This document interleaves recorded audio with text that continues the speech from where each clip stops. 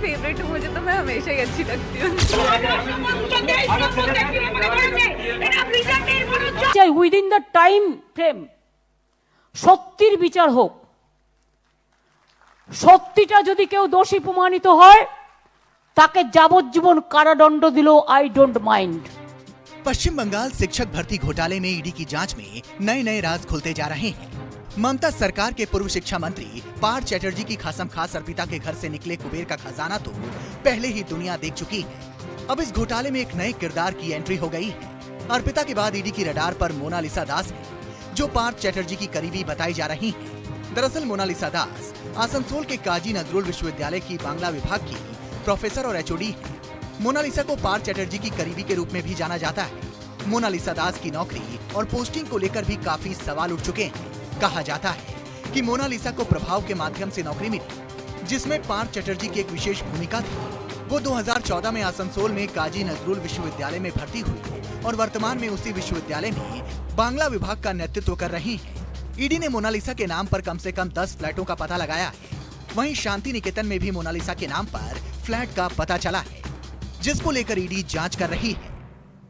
पूर्व शिक्षा मंत्री पार्थ चट्टोपाध्याय के जितनी करीबी अर्पिता थी, उसी तरह दूसरा नाम मोनालिसा का आ रहा है। मोनालिसा को कहा जा रहा है कि पार्थ चटर्जी के बेहद करीबी है और पार्थ चटर्जी ही मोनालिसा का इस तरह से शिक्षा जगत में नौकरी दिलाए थे। मोनालिसा का जिस तरह से बैकग्राउंड को देखा जा रहा है, ईडी पूरी तरह से वो ईडी के रडार पे है और ईडी पूरी तरह से खोज कर रही है। वहीं पे मोनालिसा के पास से 10 प्लेट और ऐसे कई कागजात हैं जो कोलकाता में यहाँ पे मकान है, जमीन है, इस तरह के सामने ईडी के आ रहा है और ईडी पूरे तत्वों को जुटाने में लग चुकी है। ईडी का कहना है कि जब मोनालिसा से भी पूछताछ होगा तो कई तत्व सामने आएंगे। तो अब कह सकते हैं कि ईडी के रडार पे अर्पिता थी और अर्पिता को गिरफ्तारी करके पूछताछ किया जा रहा है, तो दूसरी तरफ मोनालिसा का भी नाम आ रहा है और मोनालिसा को भी ईडी कभी भी गिरफ्तार कर उनसे पूछताछ कर सकती है। जब हम डिमांड कर रहे थे वो बोल रहे थे हमको फंसाया जा रहा है, ये प्रतिहिंसा की राजनीति भेंडाटा है। अब जब पकड़े गए जान छुड़ाने की बोल रहे जांच होनी चाहिए, आप बोले ना बोले जांच तो होना ही है। सारे डॉक्यूमेंट के साथ पकड़े गए, इतनी बड़ी धन, बंगाल का सर झुका दिया आप लोगों ने। ईडी जब हाथ लगा ईडी का तो अंत तक जाएगा और हम भी चाह रहे हैं जल्दी से जल्दी इसका छुटकारा हो और भी उनके साथ जो लोग हैं उनको भी जेल में ले जाया जाए। जो आप बात कर रहे हैं, ईडी ने कोर्ट में कहा है कि ये जो 22 करोड़ रुपए मिले ये तो बहुत कम है, अभी और भी जांच चले और भी आगे। देखिए बंगाल के जन जन जानते हैं। अब चाय की दुकान में बैठ के पूछिए कौन सा बिल्डिंग किसका है, किसकी गाड़ी क्या है, कौन पैसा देकर किसको नौकरी मिला है, आम बात आम लोग जानते हैं, चाय वाला भी जानता है, खाली टीएमसी नहीं जानती है। अब मुझे लगता है कि ये सब बात करने का समय चला गया है, सब कुछ सामने आएगा और बहुत लोगों को अंदर जाना पड़ेगा। पश्चिम बंगाल के टीचर भर्ती घोटाले में ईडी पहले ही पूर्व शिक्षा मंत्री पार्थ चटर्जी और उनकी करीबी अर्पिता मुखर्जी को गिरफ्तार कर चुकी है। अर्पिता के घर पर छापेमारी कर ईडी ने 21 करोड़ 20 लाख रुपए बरामद किए थे। ईडी ने अर्पिता को गिरफ्तार कर रविवार को कोर्ट से अर्पिता को 1 दिन के रिमांड पर लिया था। सोमवार को पीएमएल कोर्ट में भी अर्पिता की पेशी हुई। शिक्षक भर्ती घोटाले में गिरफ्तारी के बाद ममता सरकार के पूर्व शिक्षा मंत्री पार्थ चटर्जी अचानक अर्श से फर्श पर पहुंच गए हैं। कहा जा रहा है कि गिरफ्तारी के बाद पार्थ चटर्जी ने ममता बनर्जी को 4 बार फोन मिलाया, लेकिन ममता से एक बार भी उनका संपर्क नहीं हो पाया। यही नहीं, रविवार को कोलकाता एयर एम्बुलेंस से जब उन्हें ओडिशा के भुवनेश्वर एम्स लाया गया तो वहां भी लोगों ने उनको देखकर चोर चोटा के नारे लगाए। चोर है, चोर है, चोर है, चोर है, परसों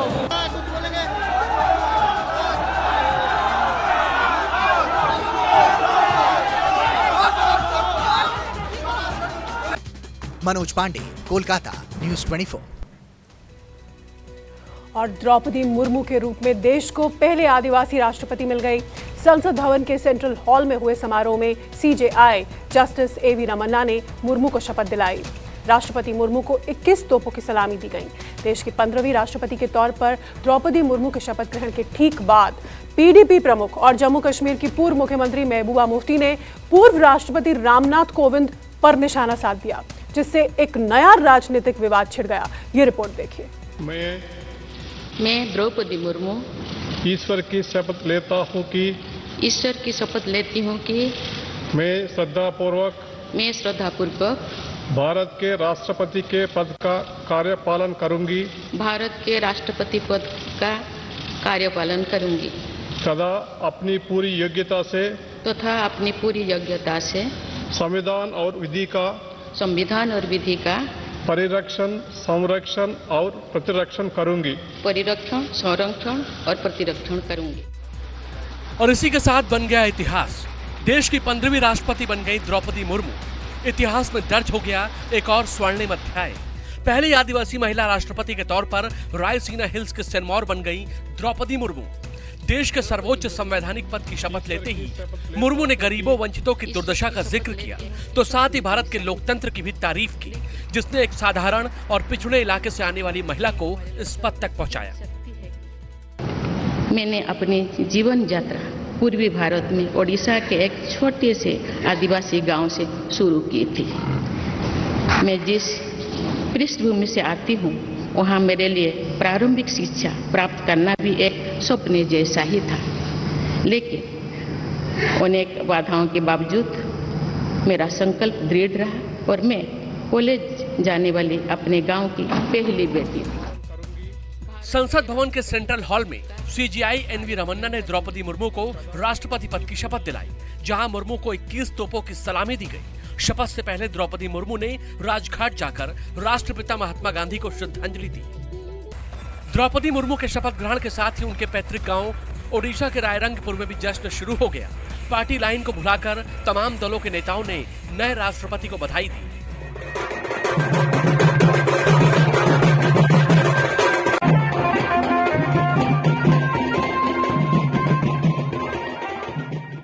पहले तो मैं ये बताऊं कि आज महामहिम राष्ट्रपति का शपथ ग्रहण समारोह हुआ और एक आदिवासी महिला के नाते पहली आदिवासी महिला ने राष्ट्रपति पद की शपथ ली। अपने आप में उत्साहजनक वातावरण है, पूरे देश में खुशी है और इससे आदिवासी समाज को आने वाले दिनों में काफ़ी प्रेरणा भी मिलेगी और आदिवासी समाज अपने गौरवमयी जीवन यात्रा नई तरीके से प्रारंभ करेंगे। अच्छी बात है, हम उनका अभिनंदन करते हैं। एक महिला इस देश की ट्राइबल कम्युनिटी की प्रेसिडेंट बनी है, सबको खुशी है। लेकिन लोकतंत्र में ये तो लड़ते रहते हैं, ये चुनाव है, चुनाव शब्द ही लड़ना डेमोक्रेसी में। भारत की 15वीं राष्ट्रपति के तौर पर द्रौपदी मुर्मू के शपथ लेने के बाद जम्मू कश्मीर की पूर्व मुख्यमंत्री और पीडीपी की राष्ट्रीय अध्यक्ष महबूबा मुफ्ती ने पूर्व राष्ट्रपति रामनाथ कोविंद पर हमला किया और उन पर बीजेपी के राजनीतिक एजेंडे को बढ़ाने का इल्जाम जड़ दिया। महबूबा ने ट्वीट किया, निवर्तमान राष्ट्रपति अपने पीछे एक ऐसी विरासत छोड़कर चले गए जहां भारतीय संविधान को कई बार कुचल दिया गया, चाहे वह अनुच्छेद 370 की बात हो, नागरिकता कानून हो, अल्पसंख्यकों या फिर दलितों को निशाना बनाना हो। उन्होंने भारतीय संविधान के नाम पर भाजपा के राजनीतिक एजेंडे को पूरा किया। महबूबा मुफ्ती का ये ट्वीट किसी को भी रास नहीं आया। जम्मू कश्मीर बीजेपी के नेताओं ने महबूबा के खिलाफ मोर्चा खोल दिया। पूर्व डिप्टी सीएम निर्मल सिंह ने इसे नीचता करार दिया। तो आपकी मतलब महबूबा मुफ्ती की जो आदत बन गई है, चाहे वो जो है इलेक्शन कमीशन है, चाहे वो डिलिमिटेशन कमीशन है, चाहे वो सुप्रीम कोर्ट है, चाहे वो राष्ट्रपति है, अभी उनको राष्ट्रपति को भी जो है उन्होंने घसीट लिया, उस पद को भी घसीट लिया। मतलब भारत के संविधान के अंतर्गत जो भी संस्थाएं आती हैं, कॉन्स्टिट्यूशनल बॉडीज़ हैं, जो कि भारत राष्ट्र और दुनिया का सबसे जो है बड़ा लोकतंत्र है, उसको उसके ऊपर प्रश्न चिन्ह लगाना, कंट्रोवर्सी में डालना और पाकिस्तान के बारे में कुछ नहीं कहना, उग्रवादियों के बारे में कुछ नहीं कहना। जो लोग मरते हैं, मासूम मरते हैं, सेना के लोग मरते हैं, जो शहीद होते हैं, पुलिस के जो जम्मू कश्मीर की पुलिस के लोग शहीद होते हैं, उनके बारे में कुछ नहीं बोलना। महबूबा जी का जो कहना है वो उनकी फ्रस्ट्रेशन दर्शाता है। लोकसभा में, राज्यसभा में धारा 370 का बिल पेश हुआ, पास हुआ और उसके बाद राष्ट्रपति का हस्ताक्षर करना ये स्वाभाविक बात है। लेकिन जिस प्रकार से ये पाकिस्तान प्रस्त, पत्थरबाज, अलगाववाद, आतंकवाद, भ्रष्टाचार, परिवारवाद, ये चीज़ों को ख़त्म किया है, धारा 370 के कारण से आज रामनाथ कोविंद जी पर जो हमारे राष्ट्रपति आज तक थे, उन पर इस प्रकार का इल्जाम लगाना सरासर गलत है। राष्ट्रपति रहते रामनाथ कोविंद विवादों से दूर रहे। हालांकि महबूबा मुफ्ती जैसे राजनेताओं का मानना है कि उन्होंने रबड़ स्टैम्प की भूमिका निभाई। जाहिर है द्रौपदी मुर्मू के सामने भी चुनौतियों का पहाड़ है, जिनमें सर्वोच्च पद को तथाकथित रबड़ स्टैम्प की छवि से मुक्ति दिलाना भी शामिल है। कुमार गौरव, दिल्ली, न्यूज़ 24। और अब बात करते हैं संसद की कार्यवाही की, जहां लगातार ये कार्यवाही बाधित हो रही है। दोनों सदनों में हंगामा लगातार विपक्ष का जारी है और अब विपक्ष के जो सांसद हंगामा कर रहे थे उस पर आज स्पीकर के गुस्से की गाज गिरी। लोकसभा में हंगामा कर रहे 4 कांग्रेस के सांसदों को स्पीकर ओम बिरला ने पूरे मानसून सत्र की कार्यवाही तक सदन से निलंबित कर दिया। कांग्रेस ने स्पीकर के इस फैसले को दुर्भाग्यपूर्ण कहा है। नारेबाजी करने आओ, चर्चा करने आओ, यहाँ पे आप चर्चा करिए। ये सदन चर्चा समाज के लिए जाइए आप। माननीय सदस्य, ठीक तरीका नहीं है आपका। Vasan ji, GV Vasan ji, GV Vasan ji. Prevent the functioning of terror activity. आप अगर चर्चा करना चाहते हैं तो 3 बजे मैं चर्चा शुरू करने को तैयार हूँ।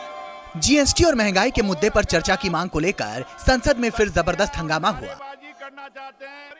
लोकसभा में विपक्ष के रवैये से नाराज लोकसभा अध्यक्ष ने कांग्रेस के 4 सांसदों को निलंबित कर दिया। दरअसल कांग्रेसी सांसद सदन के भीतर तख्तियां लहरा रहे थे, जिससे स्पीकर नाराज हो गए। संसदीय कार्य मंत्री प्रहलाद जोशी ने प्रस्ताव रखा कि इन 4 सदस्यों के सदन की गरिमा के प्रतिकूल आचरण को देखते हुए इन्हें चालू सत्र की शेष अवधि के लिए कार्यवाही से निलंबित किया जाए। हालांकि लोकसभा अध्यक्ष ने विपक्षी सदस्यों को 3 बार चेतावनी दी, लेकिन विपक्षी सांसदों पर इसका कोई असर नहीं हुआ। सदस्यगण, आप जिस विषय पर चर्चा करने की मांग कर रहे हैं, सरकार उस विषय पर चर्चा करने को तैयार है। लेकिन माननीय सदस्य, मैं आपसे फिर आग्रह कर रहा हूं कि आप सदन के अंदर तख्तियां लाना छोड़ दे, नहीं तो मुझे सदन की मर्यादा के लिए कार्रवाई करने के अलावा कोई विकल्प नहीं बचेगा। चर्चा करने आए यहाँ पे, आप चर्चा करिए। ये सदन चर्चा समाज के लिए जाइए आप। माननीय सदस्य, ठीक तरीका नहीं है आपका। आपको फिर आग्रह कर रहा हूं कि सदन की मर्यादा रखनी आपकी जिम्मेदारी है। माननीय सदस्य कोई भी तख्ती लेकर आएगा, मैं अंतिम बार कह रहा हूं, उसको सदन की कार्रवाई का हिस्सा नहीं बनने देंगे। तीनों बार स्पीकर की बात ना मानने को लेकर कांग्रेस के 4 सांसदों को पूरे सत्र के लिए निलंबित कर दिया गया। कांग्रेस सांसद मणिकम टैगोर, टीएन प्रतापन, ज्योतिमणि, राम्या हरिदास को अवमानना के मामले में मानसून सत्र की शेष अवधि के लिए सदन की कार्यवाही से निलंबित कर दिया गया है। हालांकि सदन की कार्यवाही से निलंबित किए गए कांग्रेस सांसद मणिकम टैगोर ने इसे ज्यादती करार दिया है। संसद किस बात के लिए? चर्चा के लिए। हम 6 दिन से मांग रहे हैं, नोटिस डाल रहे हैं, अडजर्नमेंट मोशन दे रहे हैं। हम लोग पूरी ऑपोजिशन पार्टी चर्चा चाह रही है, प्राइस राइज और एलपीजी इशू का बराबर। सरकार चर्चा से भाग रही है।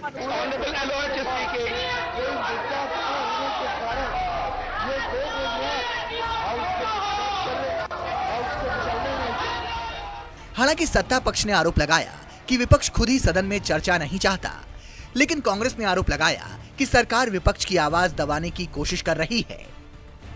हमें उम्मीद थी कि आज राज्यसभा ठीक से चलेगी। कॉलिंग अटेंशन मोशन विपक्ष के द्वारा दिया गया था कोविड-19 के ऊपर चर्चा करने के लिए। बढ़ते हुए केसेस देश में चिंता का विषय है।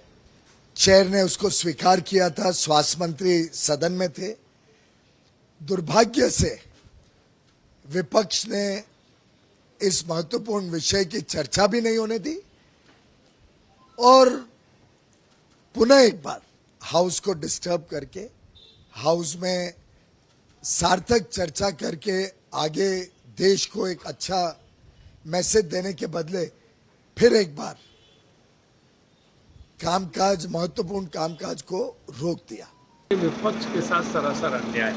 विपक्ष को आप बात उठाने का मौका नहीं देते, संसद में कोई बहस नहीं कराते हैं, विपक्ष को बोलने नहीं देते, तो विपक्ष क्या करेगा? उसको फिर वेल में जाना पड़ता है, प्रोटेस्ट करना पड़ता है। जब प्रोटेस्ट करते हैं तो उन्हें आप निकाल देते हैं, तो विपक्ष करे क्या? उनको जनता ने चुना है, संसद में आए, पहले विपक्ष रहा, उसको पूरा मौका मिलता था। अब ये कोई ना डिबेट कराते हैं, ना कोई चर्चा कराते हैं।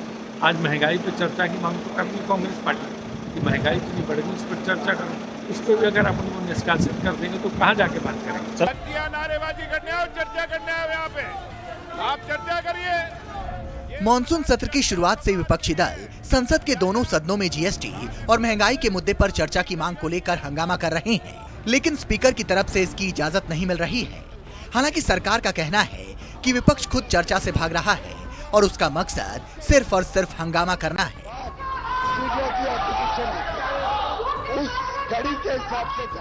रमन कुमार, दिल्ली, न्यूज़ 24। निष्पक्ष न्यूज में आज के लिए इतना ही। एक छोटे से ब्रेक के लिए हम यहाँ रुकेंगे। आप देखते रहिए न्यूज़ 24।